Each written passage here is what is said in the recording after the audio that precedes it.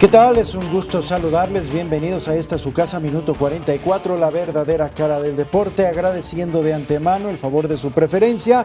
Y bueno, mire, pocos días ya para que termine este año 2017 y llega el momento preciso para poder estar haciendo recuentos, análisis, sacar las cuentas en el sentido de deportistas, actuaciones de los propios deportistas locales y nacionales o internacionales, ¿por qué no un análisis también de presidentes de asociación, de situaciones polémicas durante estos 365 días del año que están ya por terminar de este 2017, la actuación por supuesto de uno de los personajes importantes en el mundo del deporte que son las autoridades deportivas, tanto locales, municipales y por qué no hasta a nivel federal, y razón por la cual me da mucho gusto recibir en esta su casa a Carlos Orozco, exdirector de la Escuela de Cultura Física de la Universidad de Guadalajara. Mi querido Carlos, ¿cómo estás? Bienvenido. Como siempre, ¿Cómo un placer acompañarte. Salúdame, aquí. A tus órdenes.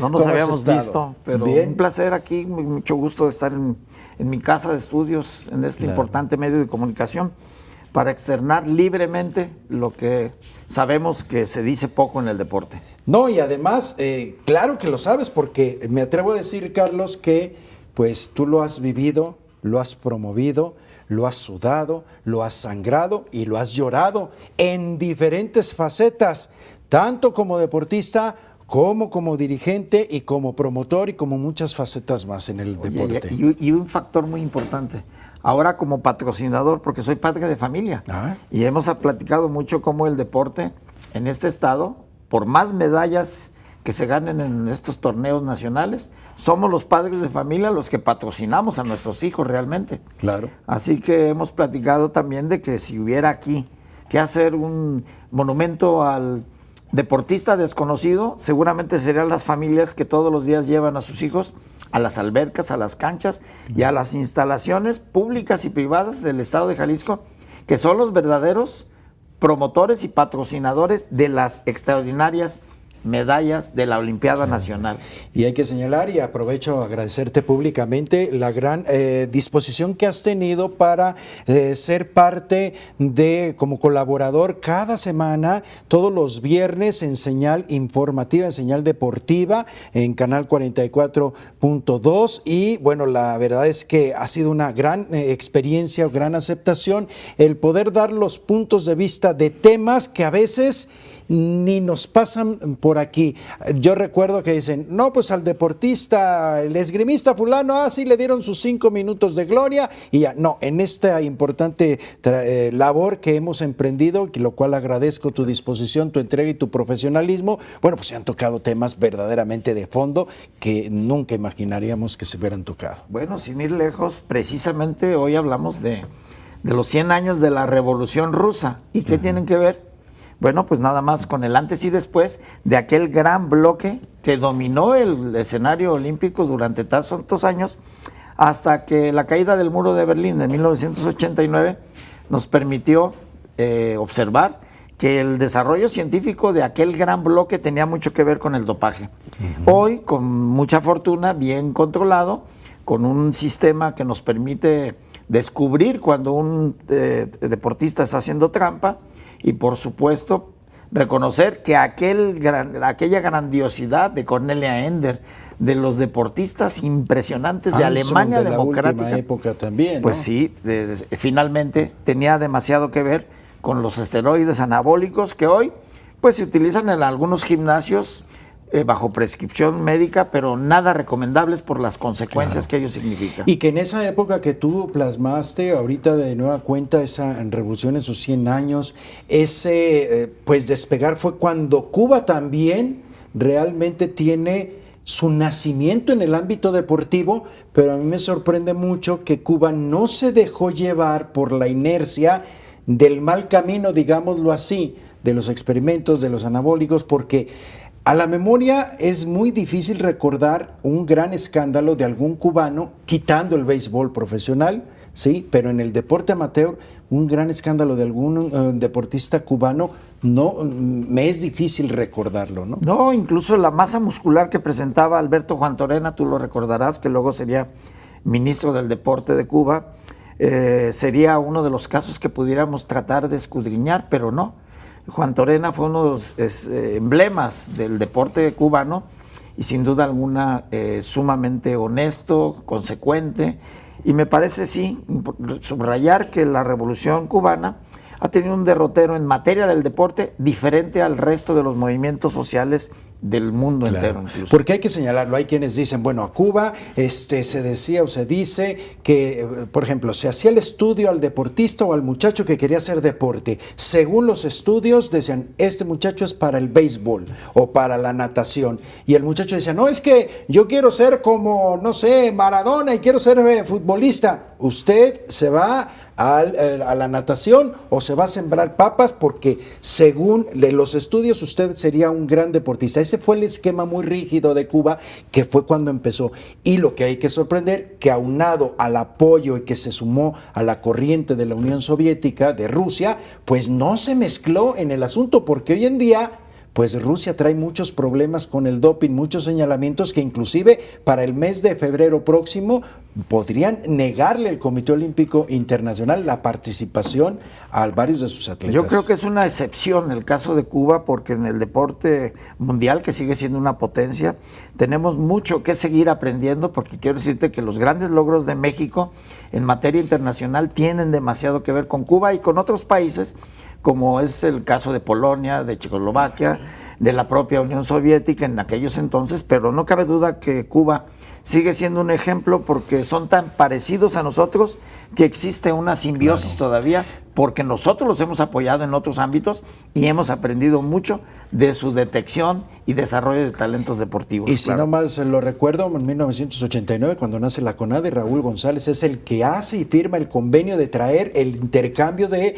figuras del deporte cubano con la intención de que, bueno, transmitieran los conocimientos a los entrenadores mexicanos. Ese era el objetivo principal. Lamentablemente, y eso sí lo digo con todo pesar, pues no respetaron ese principio y ahora vemos que pues hay cubanos que dirigen a nivel nacional el deporte y en puestos muy importantes o que traen equipos de selección. No se trajo para eso, se traía para capacitar a nuestros entrenadores. No funcionó. ¿Dónde quedó la bolita, dirían? Bueno, pues sería investigar y dar, pero ese es otro tema. En otra ocasión lo tocaremos. Pero hoy por hoy hay que reconocer, felicidades a todo el pueblo cubano, a los deportistas cubanos que no siguieron esa inercia, pues por la relación con la Unión Soviética en el sentido del dopaje, y hay que reconocerlo abiertamente. Hacemos una breve pausa, volvemos, minuto 44, la verdadera cara del deporte.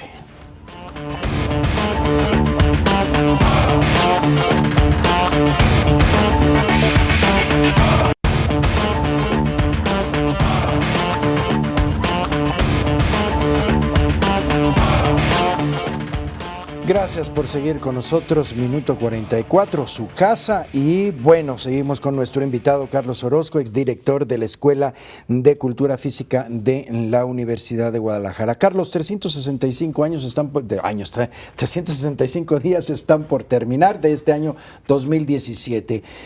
Me gustaría empezar en una ocasión, bueno, este año, 18 veces campeón nacional el estado de Jalisco, de esto dentro de la Olimpiada Nacional, 18 veces consecutivas, sin ninguna interrupción. 14 veces campeones nacionales en Paralimpiadas Jalisco. La pregunta, como siempre se lo he hecho directamente y abiertamente al titular del CODE, al señor André Marx Miranda, te la hago hoy a ti. ¿Y de qué sirve estos 18 años de campeones si seguimos viendo deportistas que sufren por falta de apoyos, que sufren porque no tienen implementos, porque no tienen horarios, porque es un calvario el deporte? Bueno, la realidad concreta del deporte en el estado de Jalisco pudiera ser el lado oscuro de la ley del deporte, porque es difícil separar nuestra realidad concreta cuando estamos viendo solo eventos de parafernalia, como es el caso de un campeonato mundial de natación que estaba a punto de celebrarse, que hoy me preguntaron cuál era mi opinión. Pues me parece que fue una decisión atinada. Claro que falta mucho que debatir sobre el motivo principal que se tenía para hacer un campeonato mundial que nos iba a costar muchísimo cuando tenemos otras prioridades, como por ejemplo recursos para nuestros deportistas que son patrocinados fundamentalmente por los padres de familias. Y yo estoy seguro que nos están escuchando algunos padres de jóvenes que están en el CODE de Scotiabank, en el CODE de La Normal, y saben que no estoy mintiendo. Finalmente, para que tú detectes a tu propio hijo y lo desarrolles inicialmente, pues tienes que adaptar hasta la propia familia. Entonces, resulta la Olimpiada Nacional un escenario de lucimiento político, sí, para los gobiernos locales. Y yo creo que ese diseño, sin una oportuna detección de talento de otros estados, nos ha permitido, diría rancheramente, pues como ser el tuerto en un mundo de ciegos, porque al final, en el momento en que Jalisco empieza a participar en el concierto mundial, somos eso, somos realmente una representación. Somos reyes. Si no es en clavados, en taekwondo, en tiro con arco y en otros deportes excepcionales, la regla general de México es seguir siendo parte de los mercados emergentes o del deporte del tercer mundo. Claro. Es decir, no figuramos, y tan es así que el concierto de medallas internacionales frente a Cuba o frente a Brasil o frente a países como Venezuela, a pesar de sus problemas políticos internos, nosotros seguimos estando muy retirados o hemos dejado de estar cerca de esas posibilidades. Ajá. Y te lo digo porque de alguna manera sí fue un año que 18 veces campeones nacionales, pero también paradójicamente, y tomando el caso, no fue un buen año para el único clavadista local. Creo que fue buen año, es Germán Sánchez, que se trajo la medalla. Y ¿no? La buena noticia del regreso de Paola Espinosa, convertida en madre, claro. Un ejemplo de mujer junto con otros ejemplos femeninos. Platicábamos de la extraordinaria, el hecho de que las jóvenes futbolistas de México estén teniendo oportunidad en los medios de comunicación y sean consideradas como parte de lo que queremos observar, porque claro. Tienen los derechos que han tenido los deportistas, pero no se han representado. Y creo que es una gran oportunidad claro. De destacar. Y te estás refiriendo específicamente al nacimiento de la Liga Profesional de Fútbol Femenil, que no existía y que se venía dando, que inclusive se buscó la participación por invitación del equipo de Leonas Negras de la Universidad de Guadalajara, debido a que no está el equipo de los Leones en la primera división, pues no podían estar participando. Sin embargo, la directiva hizo un esfuerzo y no se dio. Pero bueno, sabemos y se cuenta con un equipo femenil también de Leones muy bueno, de mucha calidad. Lamentablemente no pudo estar, pero qué importante parámetro este año de que efectivamente se ha dado. Y ya vemos partidos en estadios femeniles. No, después de verlas, te quiero decir que después de verlas en la televisión, yo prefiero ver como las vi jugar. Me parece que no le piden nada en calidad a los equipos que tienen tanto dinero para promocionarlos. Claro. Lamentablemente con estadios semivacíos en el caso de Guadalajara, pero creo que es un gran logro porque todavía recordarás si ya habías nacido a la Peque Gómez. Sí. Entonces creo que es un gran logro y ojalá que les vaya bien en la Liga Femenil. Claro, y además, bueno, pues con calma, es el primer año, imagínate, ya con estadios de alguna manera que está acudiendo y cada día más. Yo creo que es un año extraordinario este 2017 para el fútbol femenil. Sin embargo, rescatamos, no fue así, creo, para los clavados, debido pues a que terminó el ciclo olímpico en 2016, empezaba ya el 2017, viene la lesión de Germán, afortunadamente ya he reincorporado al final de este año, pero sí, en otros materia, en otros, creo que se debe todavía mucho, el 18 veces campeones nacionales, y la pregunta de que qué sirve, Carlos, o sea, yo me imagino, quisiera pensar de que, a ver, Jalisco, el mejor estado en el deporte, entonces Alfredo Castillo debe de tener asesores de Jalisco, ¿verdad? Y no es así.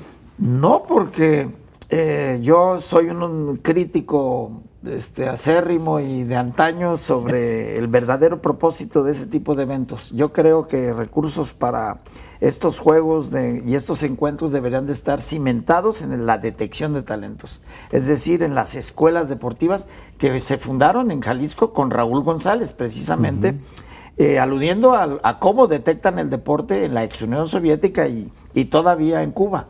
Y me parece que ese tipo de eventos que son parafernalios nos convierten en deportistas con medallas de chocolate, porque al final lo que queremos es que los niños hagan deporte, no que sean campeones de su escuela o de una Olimpiada Nacional, sino que todos los mexicanos tengan acceso al deporte, si consideramos que la obesidad, el sedentarismo y los problemas de salud relacionados con esas características son el flagelo más grande de nuestro país, toda vez que somos el número 1 del mundo en obesidad infantil. Claro. Y bueno, al volver tocaremos también un poquito más de este tema de los 14 veces campeones paralímpicos que ha sido Jalisco. Y hacemos la misma pregunta y al regresar nos la contestará. ¿Y de qué sirve si, por ejemplo, no tenemos un centro estatal paralímpico que verdaderamente atienda directamente a nuestros deportistas con capacidades diferentes? Hacemos una pausa, volvemos rápidamente.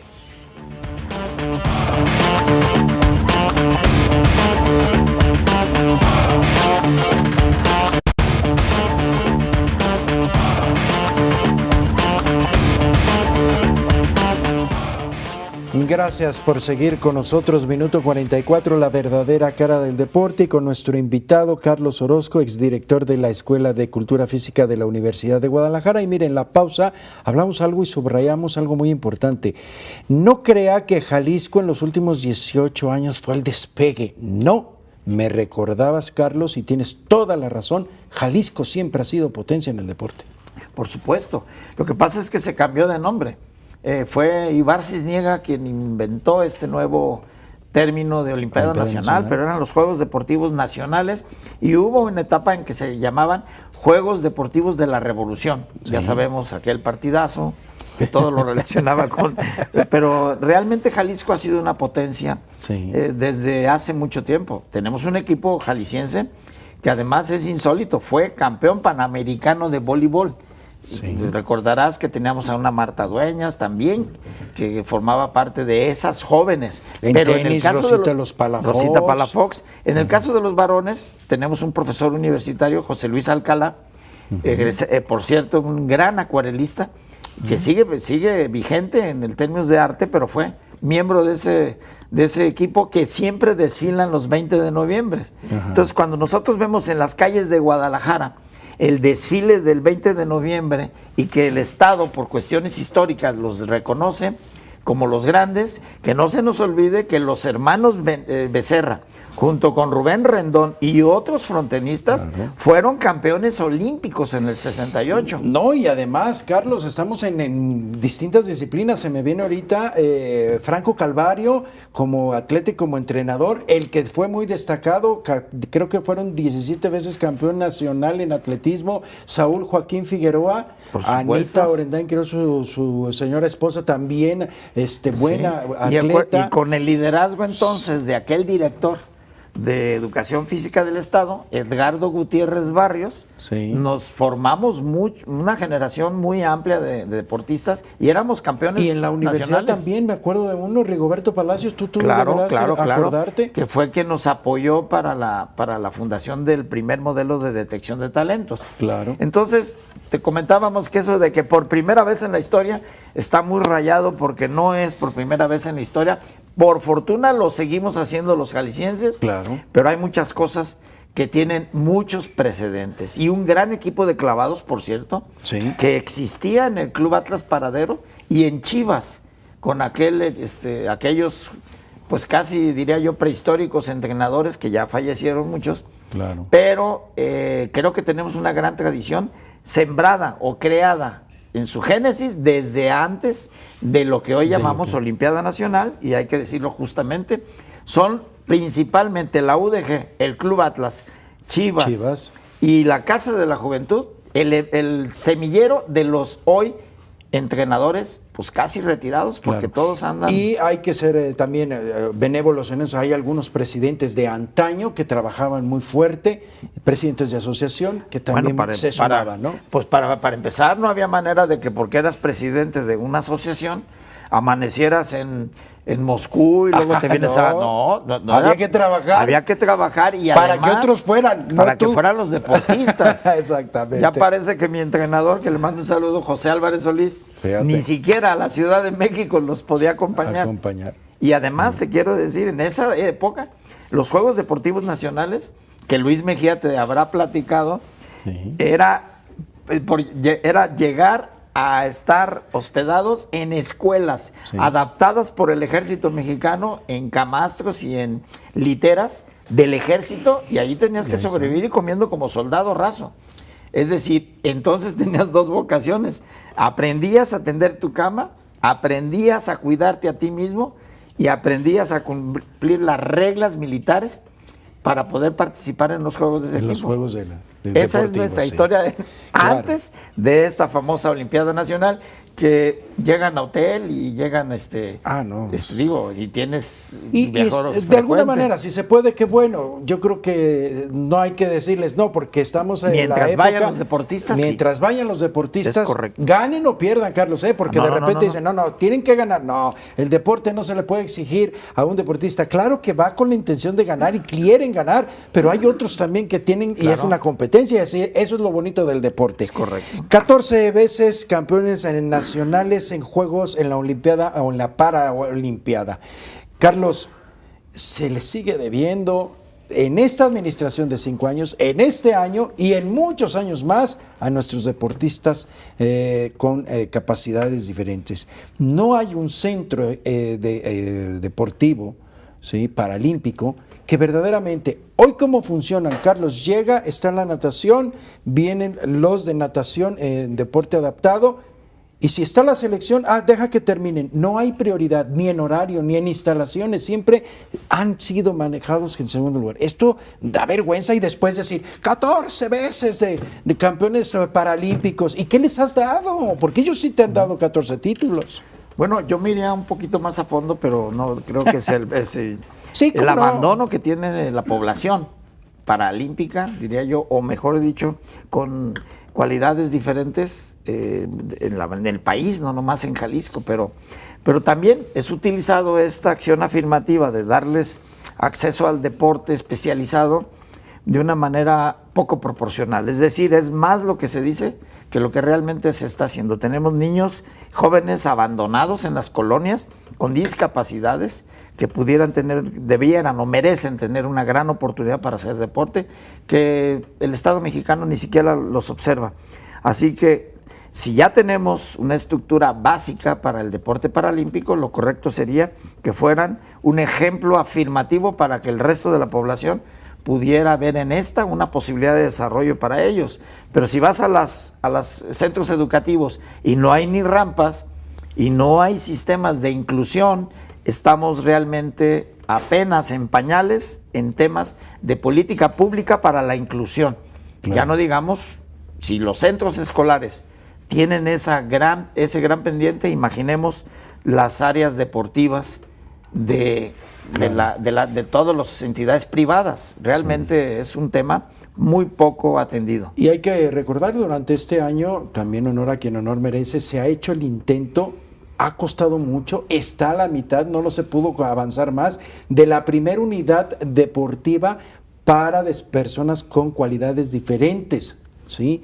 Y la estaba haciendo precisamente Fernando Ortega en el municipio de Guadalajara, y se ha trabado porque pues no, ni siquiera en el proyecto estamos preparados para poder diseñar eso. Es terrible y es increíble, ¿no? No, y en materia normativa, incluso para los edificios incluyentes, tenemos muchísimo rezago, te lo digo como arquitecto, porque es un tema que me tocó presentar, pero realmente no estamos preparados como sociedad para comprender las necesidades de inclusión de tanta población discapacitada, que representa el 10% de la población, tiene cuando menos un tipo de pues yo te diría una cosa, estoy convencido que una autoridad que de veras se comprometa, él con su esencia, entendiendo el deporte, amando el deporte y haciendo, no es difícil proponerse y hacer un centro estatal paralímpico en un periodo de 6 años. Simple y sencillamente no ha habido esa persona que verdaderamente tenga ese compromiso moral, social y esa responsabilidad. Hacemos una pausa, minuto 44, la verdadera cara del deporte.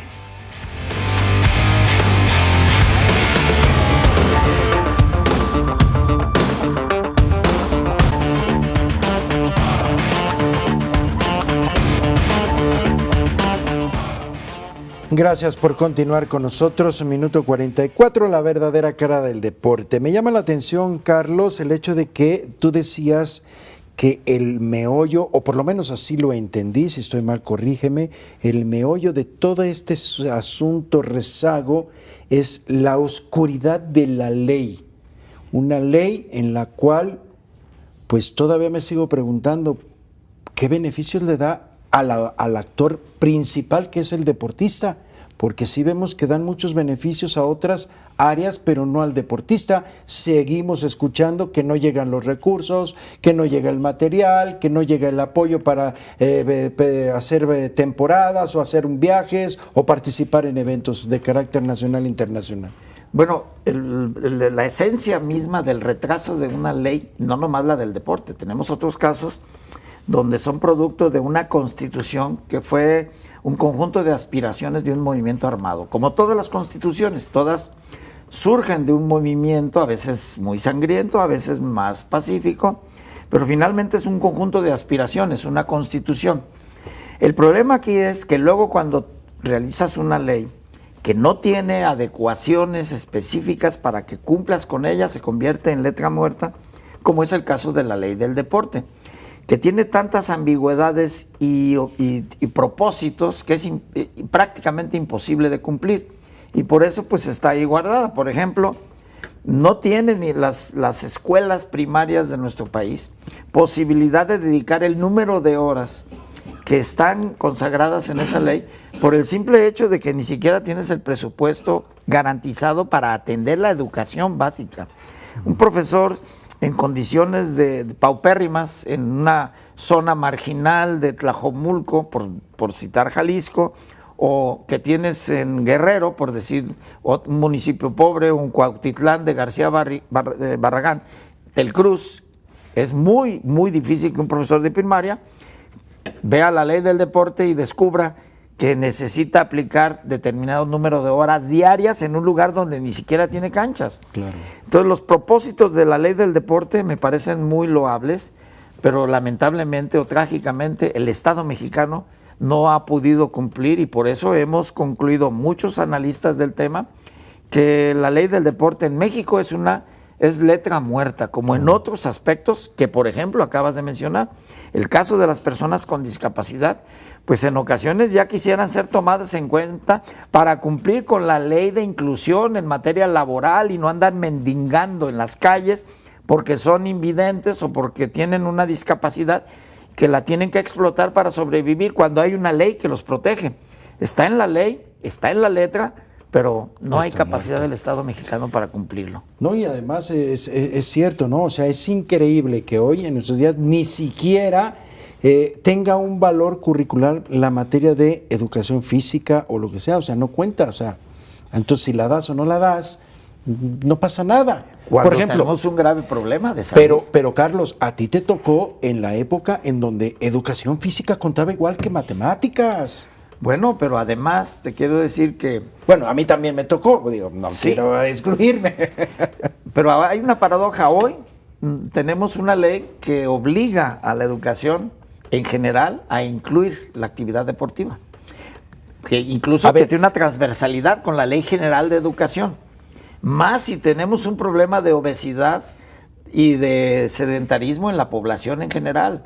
Y nuestros niños, que son la generación de adultos próxima, tendrían que ser educados desde hoy para poder practicar activación física más allá del resultado deportivo. Es decir, no podemos pensar primero en las medallas que podemos obtener cuando no tenemos ni la posibilidad de que tengamos una población sana. Claro.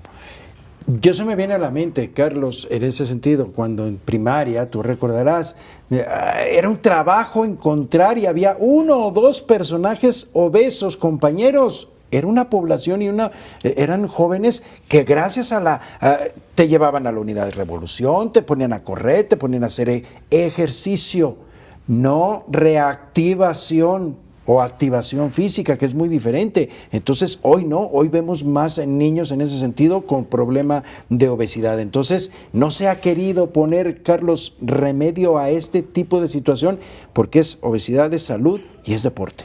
No, yo conozco el caso porque tuve el privilegio de crecer prácticamente frente al Club Atlas Paradero. Entonces yo desde niño tuve una alberca, tuve canchas, tuve un ejemplo. Yo veía a los Palafox, a los Rivera.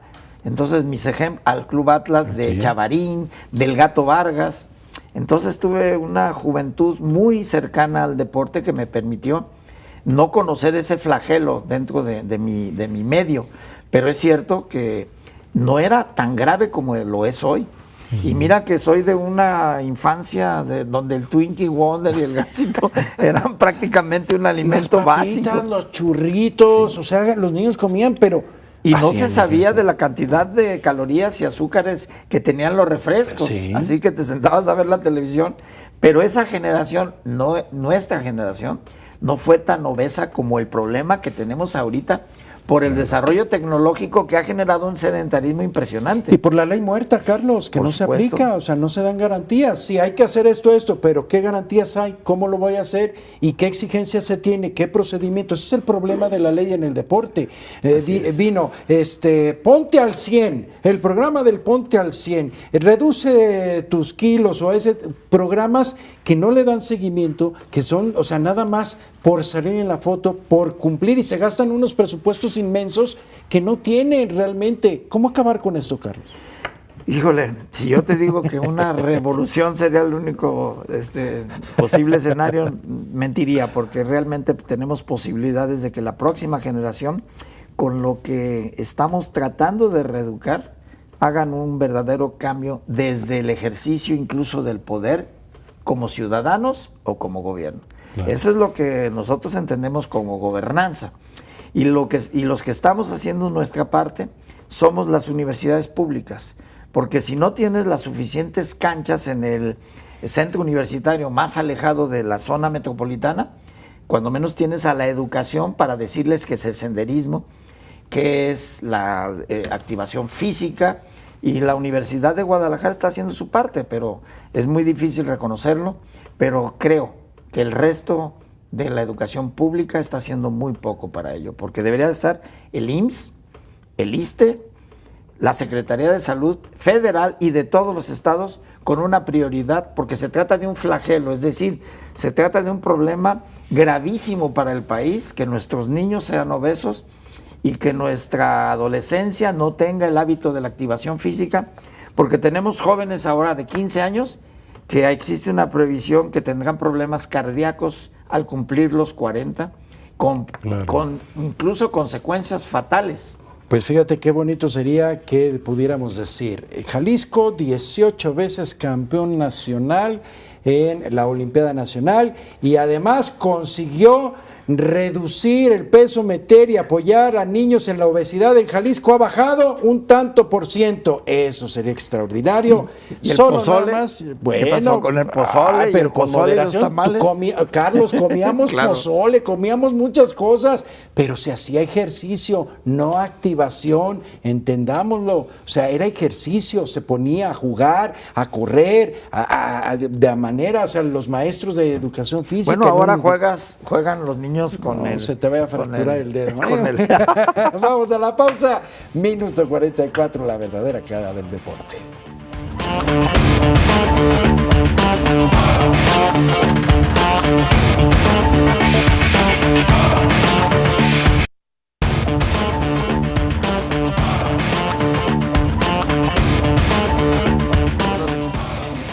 Gracias por continuar con nosotros. Bien, el tiempo es cruel, los temas son muchos, mi querido Carlos.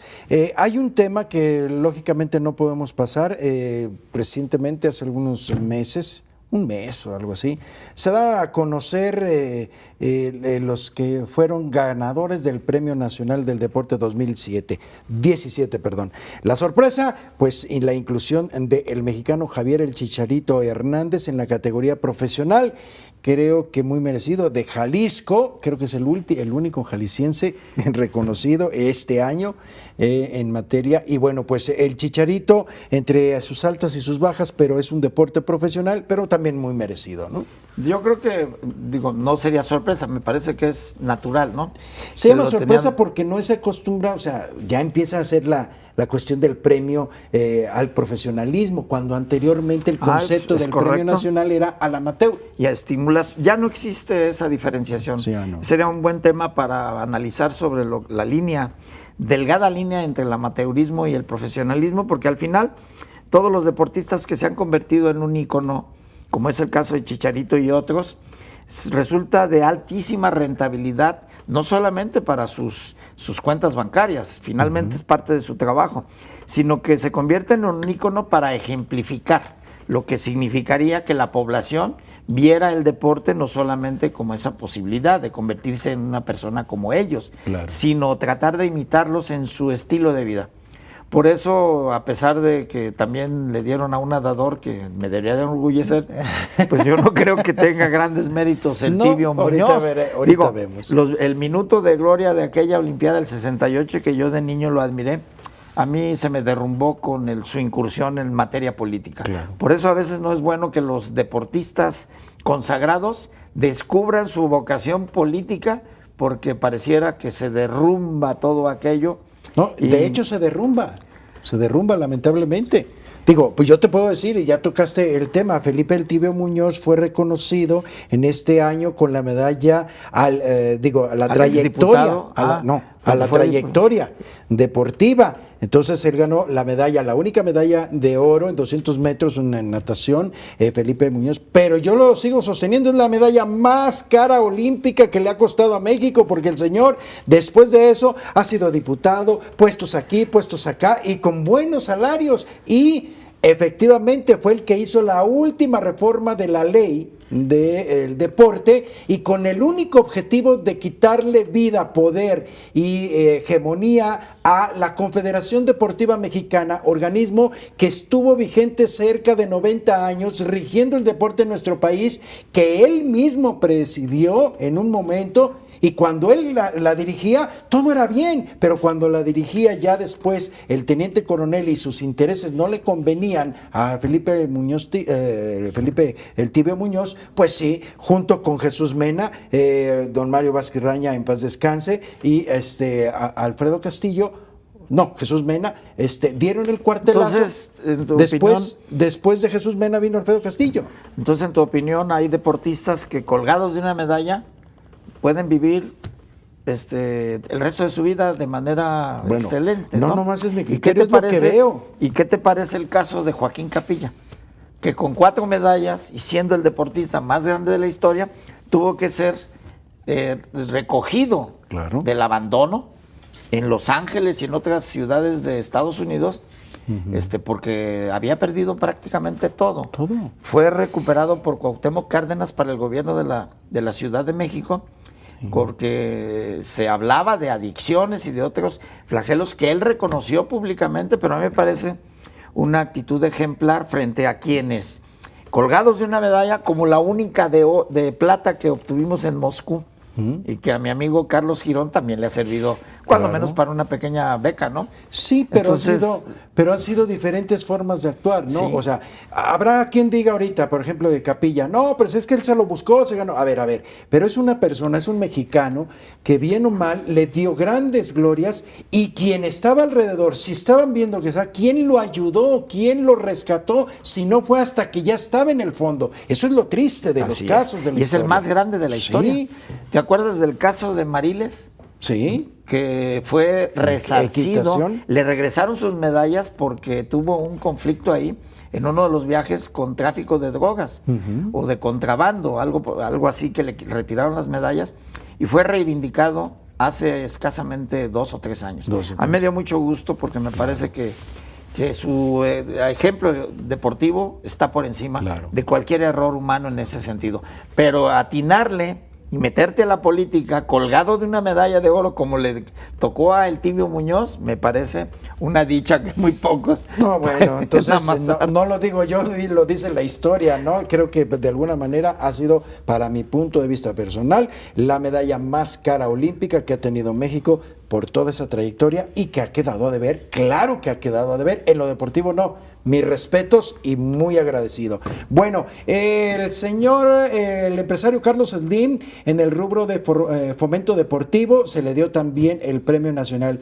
Ha sabido de alguna manera, no podemos quitar el dedo del renglón de que, pues viendo sus intereses, pero también de alguna manera preocupado quizás por algunos deportes.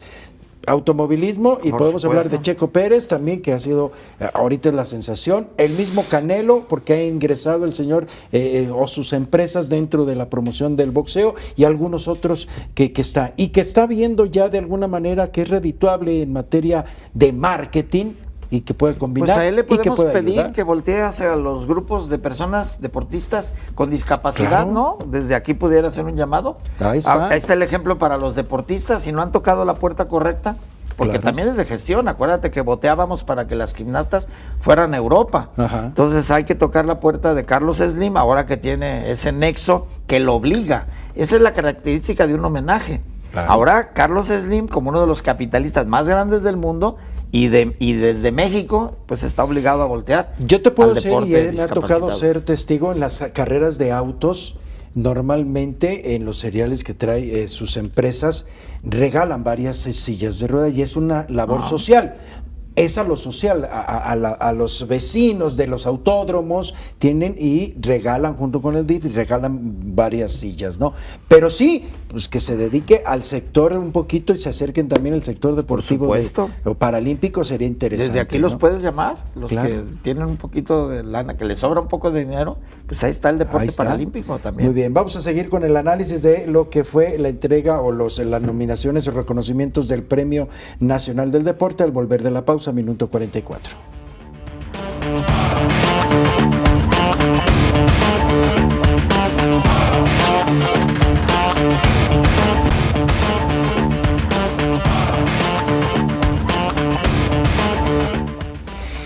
Seguimos con este análisis del Premio Nacional del Deporte y bueno, los ganadores dentro de lo que fue el no profesional o el deporte amateur fueron la clavadista de altura Adriana Jiménez y la esgrimista juvenil Natalia Botello, dos mexicanas, Carlos, que verdaderamente en clavados de altura México vuelve a subirse en algo. Estamos hablando no de la plataforma de 10 metros, no, de 30, 40 hasta 50 metros se están aventando y esto ha venido a resurgir y por supuesto Natalia Botello en la cuestión, una juvenil que ha estado dando mucho de qué hablar, inclusive ya en competencias oficiales a nivel internacional.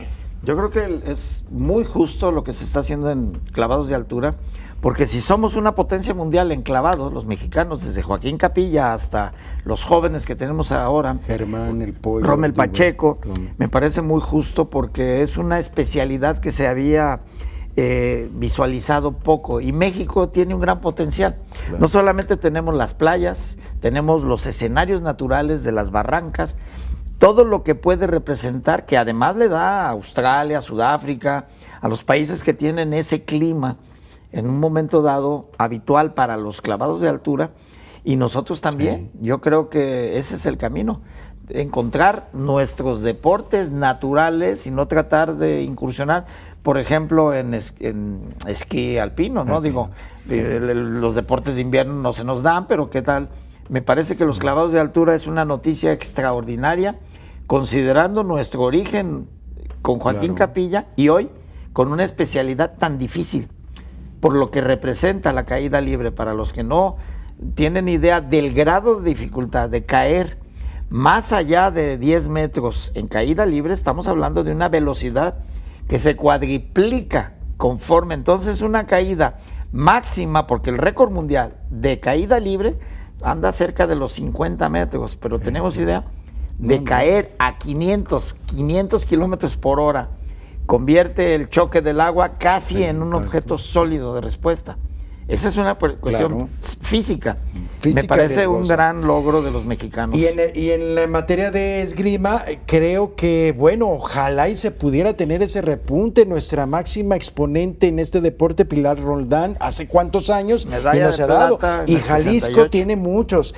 Natalie Michel, Alelí, Hernández, bueno, el deporte, Pavel ojalá Orozco, y a nivel. Pavel Orozco fue campeón nacional. Y que de alguna manera, pues ojalá cada vez está creciendo un poco más. Es cierto, para poder crecer el nivel se te necesita el fogueo constante en Europa, que es uno de los, donde realmente es esta disciplina deportiva es muy fuerte, y tener ese fogueo, Natalie Michel lo vivió este año, tuvo muy buenos resultados, subió su nivel, después de cuántos años que estuvo peleando en quererse poder ir a hacer una temporada en Europa, de allá lo consigue y hoy mejora su además, deporte, ¿no? Un deporte que fue considerado solo para los nobles. Claro. Porque ¿quién tenía una espada en la Olimpiada, en el movimiento moderno de la Olimpiada, a principios de siglo o a finales del 19? Pues era para los nobles, para el valor de Coubertin. Sí. Entonces, tener jóvenes ya en prácticamente 100 años de haber iniciado el movimiento olímpico, me parece un logro extraordinario, cuando tenía cientos de años el esgrima solo para los militares. Y además una mujer. Una mujer, sí. Como casi todas las mujeres que han dado la cara por México en materia deportiva, ¿no? Sí, totalmente de acuerdo. Bueno, creo que este reconocimiento ha sido, creo que vamos a estar de acuerdo y a mí me da mucho gusto. Es post-mortem y fue elegido Rodolfo Guzmán Huerta, ¿lo conoces? El Santo. Así es, mejor conocido como el Santo, el enmascarado de plata. Se le da este reconocimiento, pues ¿quién lo va a protestar? Tantas películas, tanto gran luchador y todo. Aunque te quiero decir una observación, me parece que más como un ícono de la cultura popular que como un deportista, ¿no? Sí. Pero se mantuvo muchos años en mejor peso que nosotros. Conocí a Cuauhtémoc el Diablo Velasco, que los entrenaba y que era de eso, y un día dijo, bueno, a ver, vengan, se van a hacer cronistas, a ver, vengan, se nos dio unas clases, ¿verdad? Que la lucha no es...